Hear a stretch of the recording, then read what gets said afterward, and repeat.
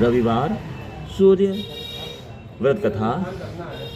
धर्म की स्थापना के लिए तीनों लोकों के स्वामी श्री हरि ने द्वापर युग में मथुरा में वसुदेव पत्नी देवकी के गर्भ से जन्म लिया था। दुष्ट कंस का वध कर भगवान श्री कृष्ण ने द्वारिका नाम की दिव्य नगरी का निर्माण विश्वकर्मा देव से करवाया। विश्वकर्मा जी की अद्भुत कौशल और भगवान श्याम सुंदर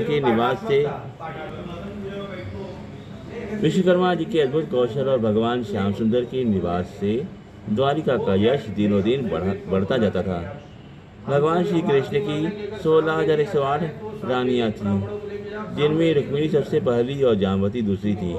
माता रुक्मिणी से भगवान श्री कृष्ण को प्रद्युम्न आदि 10 पुत्र हुए। वहीं जामवती से सांब आदि 10 पुत्र हुए। सांब स्वभाव से बड़े चंचल और अभिमानी थे। द्वारिका लीला के समय भगवान का साक्षात्कार करने हमेशा ही नारद आदि ऋषिगण द्वारिका जाया करते थे। सांब अति सुंदर और बलवान थे, इस कारण वह ऋषियों का उपहास कर दिया करते थे। परंतु सौम्य स्वभाव ऋषिगण श्री कृष्ण दर्शन के आनंद के कारण सांब की चेष्टाओं पर ध्यान नहीं देते थे। एक समय नारद जी श्री कृष्ण दर्शन हेतु द्वारिका पहुँचे।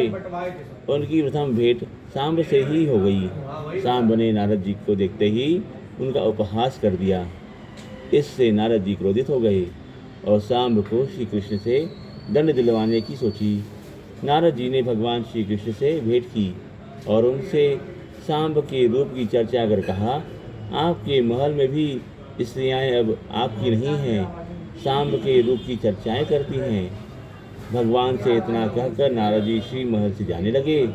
उसी वक्त भगवान की पत्नियां भगवान के पास आईं।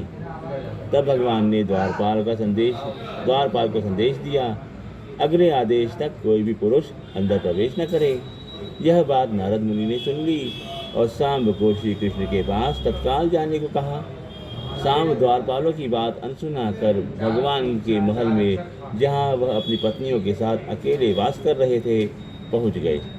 सांब को असमय में आया देख भगवान श्री कृष्ण क्रोधित हो गए और सांब को कुष्ठ रोग से पीड़ित होने का शाप दिया।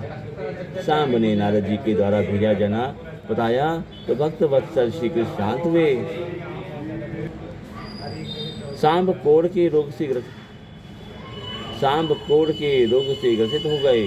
कुछ काल के बाद देवर्षि नारद जब वापस द्वारिका आए, तब सांब ने नारद जी से अपने अपराधों के लिए क्षमा मांगी। भगवान श्री कृष्ण ने भी नारद जी से सांब के कर्मों के लिए क्षमा मांगी। नारद जी ने सांब के कुष्ठ निवारण के लिए सूर्य देव की आराधना और रविवार का व्रत बताया। सांब नारद जी की आचार्यत्व में सूर्य देव की आराधना करने लगा। चैत्र में पूड़ी, हलवा,